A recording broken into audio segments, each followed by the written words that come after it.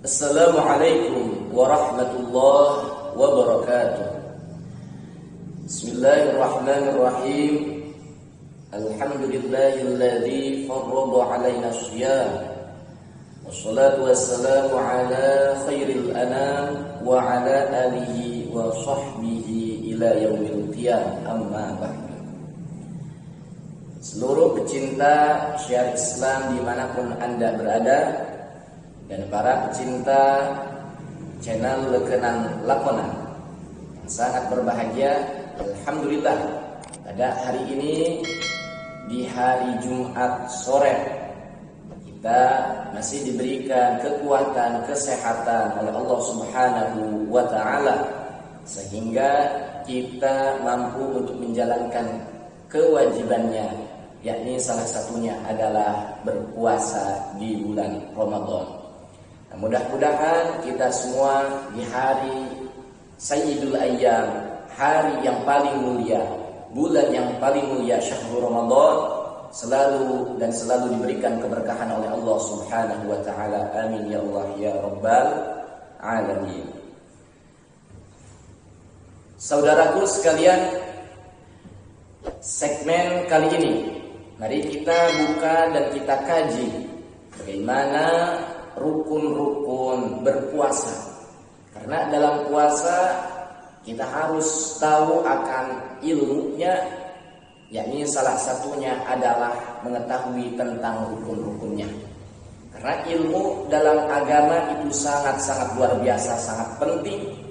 Tidaklah suatu ibadah, amalan kebaikan akan diterima oleh Allah Subhanahu wa taala kecuali kita harus tahu akan tentang ilmu-ilmunya. Makanya dalam suatu hadis baginda Rasul Muhammad sallallahu alaihi wasallam, beliau pernah bersabda, "Kam min shaim laisa min syiyami illa al-ju' wal 'atshu." Banyak manusia yang melaksanakan ibadah puasa, namun puasanya hanya menghasilkan haus dan lapar. Kenapa baginda Rasul mengatakan seperti ini, saudara? Karena banyak dari umatnya yang melaksanakan puasa, mereka tidak tahu tentang ilmu-ilmunya puasa. Mereka tidak tahu tentang tata caranya puasa. Bahkan ketika berpuasa, hendaknya adabnya, ketaatannya semakin meningkat, namun ia melaksanakan permaksiatan di dalamnya, sehingga puasanya hanya akan mendatangkan suatu kehausan, kelaparan tanpa adanya keberkahan dan tidak diterima oleh Allah Subhanahu wa taala. Na'udzubillahi min dzalik. Maka dari itu, mari kita sedikit demi sedikit mengkaji, mengulas bagaimana pentingnya ilmu dalam berpuasa, sehingga puasa kita menjadi puasanya orang-orang yang diterima oleh Allah Subhanahu wa taala. Saudara, rukun puasa itu ada dua rukun puasa yang mesti kita ketahui. Baik puasa itu adalah puasa fardu, puasa wajib, seperti puasa di bulan Ramadan, puasa nazar, puasa qadha, ataupun puasa sunnah seperti Senin Kemis, atau seperti puasa Nabi Daud, atau puasa di hari Arafah dan lain sebagainya. Itu rukun yang pertama mesti adanya niat. Jadi niat adalah rukun yang pertama yang wajib untuk kita lakukan. Berdasarkan hadis baginda Rasul Muhammad sallallahu alaihi wasallam yang pernah beliau katakan kepada umatnya, innamal a'malu binniyah. Innamal a'malu binniyah. Sungguh sahnya amal-amal kebaikan manusia itu mesti dengan adanya niat. Jadi tanpa niat ibadah manusia tidak akan diterima oleh Allah Subhanahu wa taala. Janganpun puasa, sholat aja kalau tidak niat maka sholatnya tidak sah, tidak akan diterima. Jangan pun puasa, jangan pun sholat, zakat pun kalau tidak diniati, kita sebagai zakat, kewajiban zakat, kita keluarkan zakat, maka zakat tersebut tidak dihitung zakat, saudara. Maka tidak akan diterima oleh Allah Subhanahu wa Ta'ala. Jadi niat itu adalah suatu hal yang sangat penting. Baik puasa itu adalah puasa wajib atau puasa itu adalah puasa sunnah.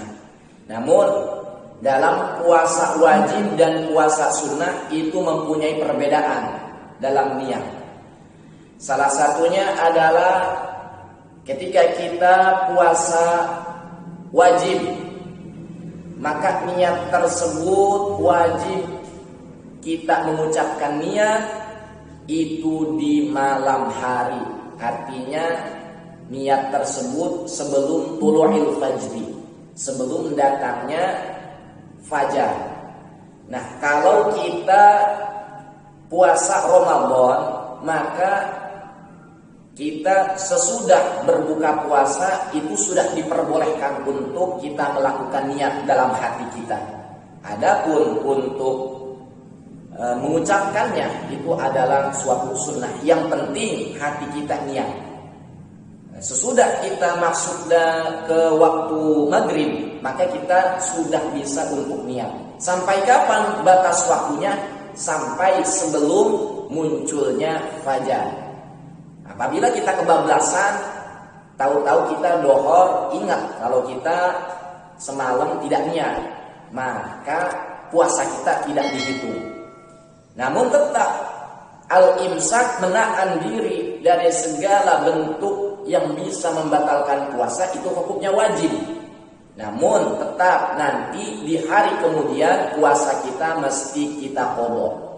Itu puasa wajib seperti puasa Ramadan dan lain sebagainya.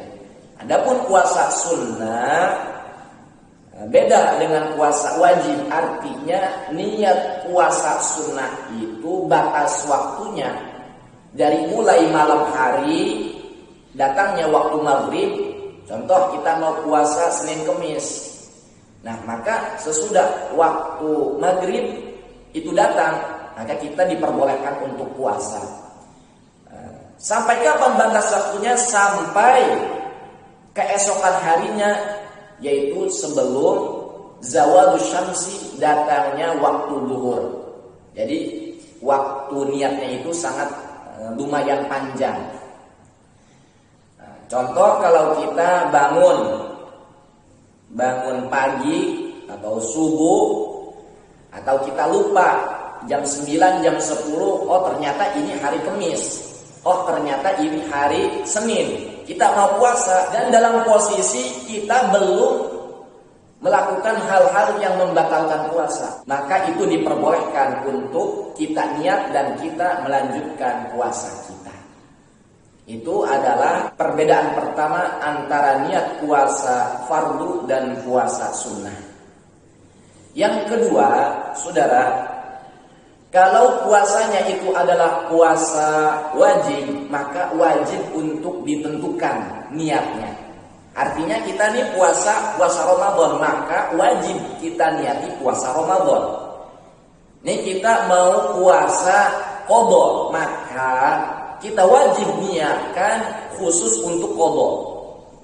Atau kita mau niat puasa nazar, maka wajib kita tentukan niat kita puasa nazar. Nah, beda kalau sunnah. Kalau sunnah itu tidak mesti kita tentukan.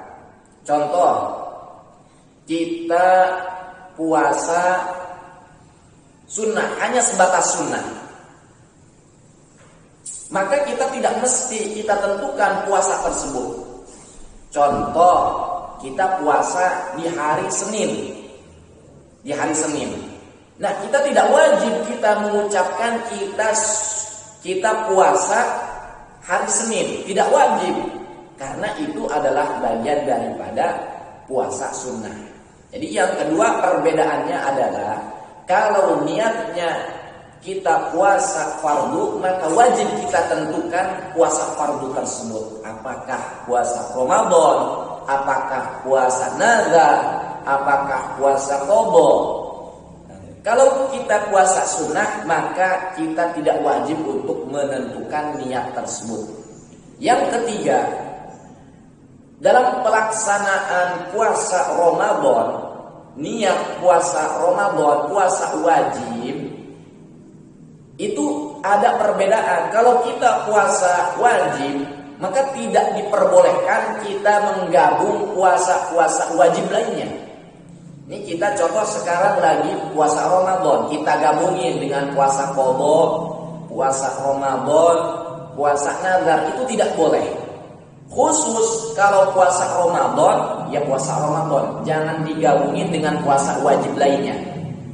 Itu kalau digabungin kayak gitu, kayaknya itu tidak dilakukan kecuali oleh orang-orang yang malas saja.